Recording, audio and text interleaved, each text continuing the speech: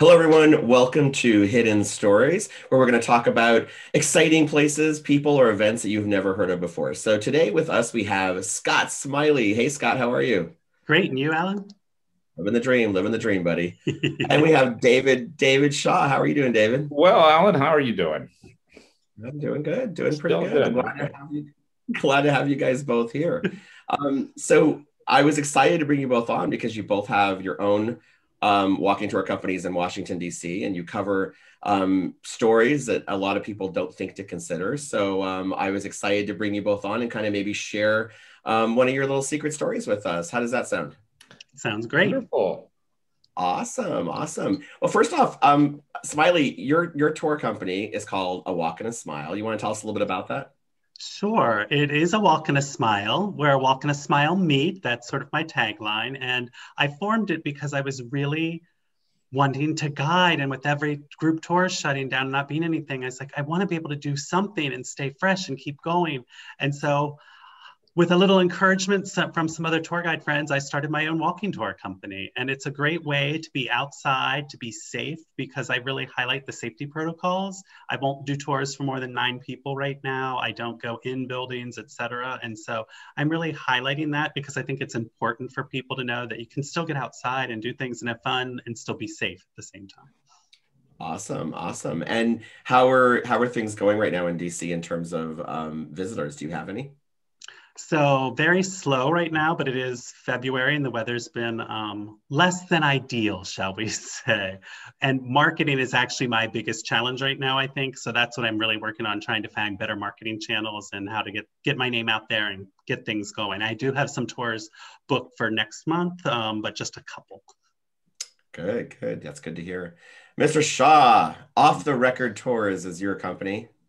Yes, I felt like I collected so many stories after living and working in Washington, D.C., and this would be a great way to showcase them. I also, like Smiley, wanted to do something different. I wanted to diversify my sources of income instead of relying on just one or two big companies. And also knowing that who knows if those big companies are going to come back the way they were right away. So like Smiley, I do small walking tours. Everything's outside. I limit it to just 6 people right now and make sure everyone's a distance. That said, its business has been very slow. Now, it would have been slow in February, but most of my time is spent working on social media marketing. I have a schedule of Instagram and Facebook and YouTube that I like to get out every week and just trying to prime the well for when we come out of this. Yeah, your YouTube channel, actually, I'm in love with it. I subscribe to it. I look forward to your stories. Your YouTube channel is what, Off the Record? Yes, if you go to offtherecordtours.com, there's a link to it. And every Monday morning, we have a new unusual story about the Washington, D.C. area. This Monday, it's going to be how Arlington National Cemetery essentially went from a potter's field to this national shrine that we know it today. So there's so many things you can talk about in Washington. Yeah, I'm excited to hear your stories. So why don't we start with you, Smiley? What are you going to tell us about? I'm going to talk about the Petticoat Affair. Oh, the Petticoat Affair. David, do you know a little bit about that? I have heard it, yes. I remember I heard a similar story to this once a while back. So I'm excited to hear Smiley's version. So let us know. So, Smiley, what do you know about it? So, have you ever been left out or maybe cut out of a group because you were different than everybody else in that group? If you have, I think you're going to relate pretty well to Margaret O'Neill. Margaret O'Neill grew up in a boarding house. Her father owned a boarding house that just so happened to be one of the favorites of DC's military men and politicians. So her entire childhood was spent playing piano for, serving, and actually engaging in political debate with the wealthy, powerful, and influential men of DC. And as she grew up, she naturally became very confident, outspoken, flirtatious, and beautiful. By 17, she had married a man she knew for exactly 1 month, and they moved into a home across the street from her dad's boarding house where she continued to work. And the couple befriended a young senator who boarded there named John Eaton, a rather handsome young senator, I might add. And as time went on, the senator's power rose, and Margaret's husband took a job as a naval purser, and he went out to sea for 4 years. So the couple's friend, Senator Eaton, began escorting her to social functions. And that's when the tongues of society began to wag. It went something like this. Well, you know, they're always together. They must be having an affair. I have it on extremely good authority. She's a woman of very loose morals. Well, what do you expect? She's just a barmaid after all. And on it went. So the couple was already in the crosshairs of the gossips when Margaret got the tragic news that her husband had become ill and died while at sea. And you might have figured out where this is going. Just 9 months later, she and the senator wed. But you've got to understand, back then, a widow was expected to mourn for 1 year at least. So that she wed within 9 months was scandalous. And you and I are probably going, really, what's the big deal? It's 3 months. To put it in perspective, this is how one historian put it.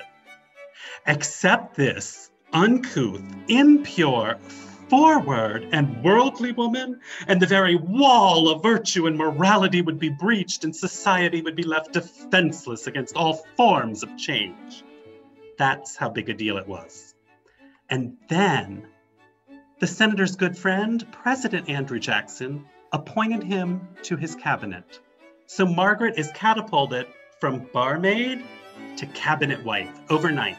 And to say that the other cabinet members' wives are less than amused would have been the understatement of the year. They were furious. They excluded her from everything. But remember, Jackson is Eaton's friend. And so what do you do for your friends? You come to their aid. And he basically called the other cabinet members aside and said, look, y'all need to get your wives under control. Well, you can just imagine how that went over, can't you? And this thing blew up. It was all-out war, led by none other than the second lady herself, Floride Calhoun. And she rallied the other cabinet member wives together and basically made it really clear. No social calls were to be made to the Eatons, nor were they to be invited to any society event, period. And honestly, this might have blown over as a spat between society women, except the press got hold of it. And this literally blew up into the political scandal of the day. The press quickly nicknamed Floride and the other wives the Petticoats, and the whole thing became known as the Petticoat Affair, and it plagued Jackson's presidency for months and months and months. It would not die. Until finally Secretary of State Martin Van Buren came up with a solution. He and Eaton voluntarily resigned their posts, and that cleared the way for Jackson to dissolve the entire cabinet. Literally, virtually the entire cabinet lost its job over this spat between the wives of the cabinet members. And not only that, it changed the course of the political landscape here in this country. Vice President Calhoun was all set to ascend the presidency after Jackson, and he faded into a regional player in the South. Meanwhile, the pathway to the presidency was cleared for Martin Van Buren, who hadn't even been a hopeful at the time. And so it truly changed that. But you may be wondering, oh my goodness, what about our friend Margaret though? What happened to her and John Eaton? The president appointed Eaton minister to Spain to get them out of the country. And after Eaton died, Margaret married again to her granddaughter's dance coach, a 19-year-old Italian dance instructor, who a few years later ran off with not only her granddaughter, but her fortune. And she died here in D.C. in a home for destitute women, penniless. Wow. What a story. Man, that Peggy sounds like quite the woman, huh, David? It just makes you harken back to a time where the biggest scandal was gossip between cabinet level wives. Yeah, you can almost imagine living there and just being one of those wives to just basically be able to sit and judge who gets invited to where and for what reason, and the hierarchy involved. I mean, what a thing. When I first heard about this, I gotta admit, I'm always more of a visual person. So I think I saw a movie with Joan Crawford. Yes. It was a fictionalized version, but it was more dramatic and more like, tawdry, I guess, just for cinematic reasons. But I mean, actually, I don't even know if it was. It sounds like your version of the actual events are pretty tawdry. It was a long time ago, so I don't really remember it, but that's when I first heard about that character. The Gorgeous Hussy or something, or it is. That's exactly what it was called. Is that what it was? Hussy. Yeah, because she developed. She was a call celebre for years. Like, she's on the cover of cigar boxes because, with a picture of her being introduced to Jackson and another one of two men dueling over her because trying to get her affections, because she was really made out as this very loose woman. And there may have been some truth to that, but wow. Very scandalous at the time. Dear Peggy Eaton. Love it. And such a sad ending too. I didn't think I knew about the dying penniless part. That's depressing. Yeah, exactly. She's buried here in Oak Hill in cemetery here in D.C. Oh, okay. Yeah, that was an interesting twist to the ending. Wow. I want to go back and watch that movie now. Well, it reminds me that I don't know if you saw the paper today, but another woman of ill repute, Fanny Fox, just died. I don't know if everybody remembers her. I did not She was see the one that. that jumped into the tidal basin. Oh, wow. She was caught. She had an affair with Wilbur Mills, who was the chairman of the Ways and Means Committee. Very powerful. He got pulled over for drunk driving. She panicked and ran out and jumped in the tidal basin. Well, as would anyone, right? Just seems it was like a death wish. Thing to do. Exactly. Awesome. Great story, Smiley. I loved it. Let's continue on with the intrigue and hear something else. Mr. Shaw, what are you going to talk to us about? Well, more intrigue, a spy story. It's one that I don't get to tell very often, but it starts in 1985, not that long ago. Some folks probably remember it. There's a Soviet KGB officer named Vitaly Yurchenko, and he walks into the U.S. Embassy in Rome and says, "I want to defect." Now, that's unusual. Most high-level KGB officers, you have to bring them along and pay them and court them. No one really shows up on your front door saying, "I want to join your team." But the CIA bought it. They put him on a plane. They flew him to Andrews Air Force Base, and he's met there by a CIA officer named Aldrich Ames. Well, unbeknownst to the CIA, Ames is a Soviet spy. So as soon as this story starts to unfold, it's already going sideways. The Soviets know what's going on.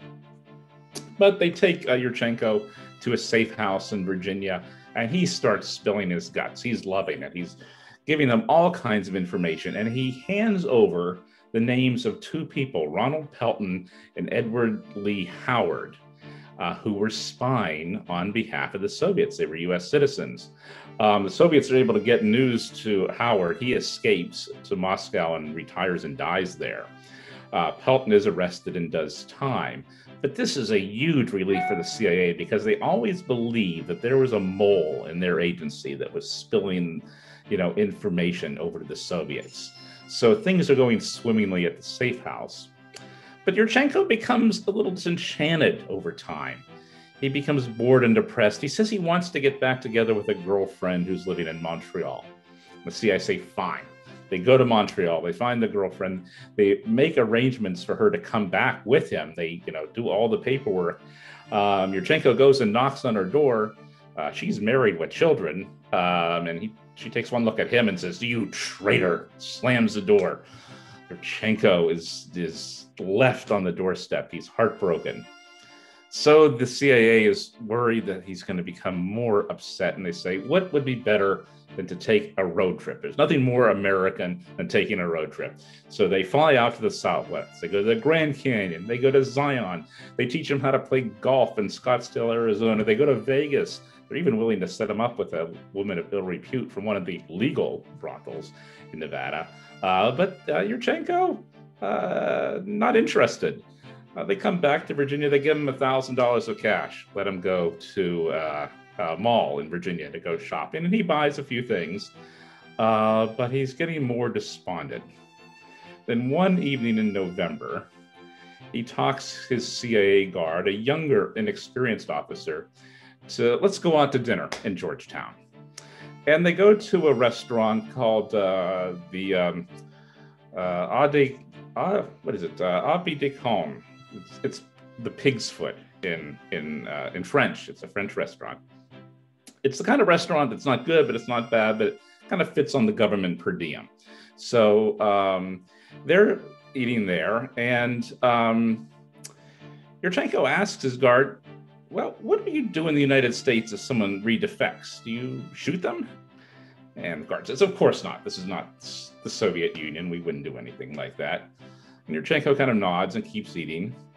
And then he stops and puts his utensils down and says to his guard, I'm leaving. This is not your fault, though. And he gets up and walks away from the table.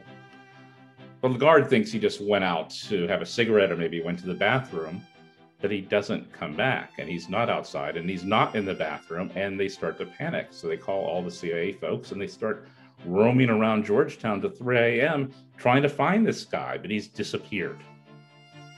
What he's done is he's walked the 20 minutes up Wisconsin Avenue to the Soviet embassy and knocked on the door there, and it's been taken in.